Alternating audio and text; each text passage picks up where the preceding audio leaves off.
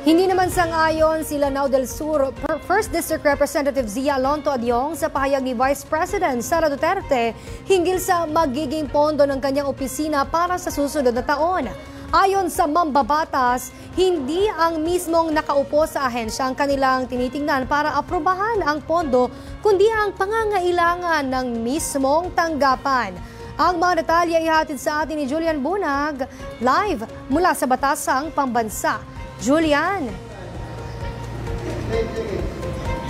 Princess Kinlaro ni Lanao del Sur 1st District Representative Zia Alonto Adyong sa nangyaring media conference ang usapin ng budget ng tanggapan ng bise para sa susunod na taon. Gayon din ang epekto ng impeachment trial sa ekonomiya ng bansa.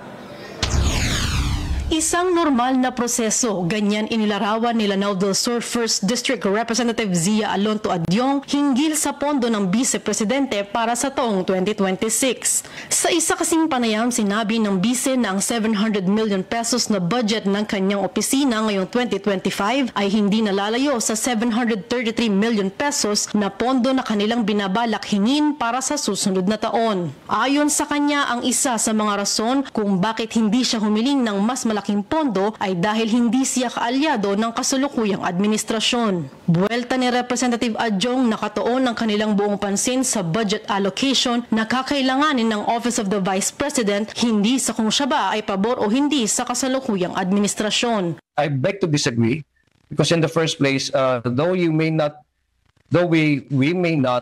or she may not agree with the policies of this current administration, but she is occupying a very important agency, which is the Office of the Vice President. So we will look at it as it is, that we will focus not on the occupant, the actual occupant of the office, but we will focus in terms of how we appreciate the budget request, in terms of budget allocation for the Office of the Vice President to be working, no?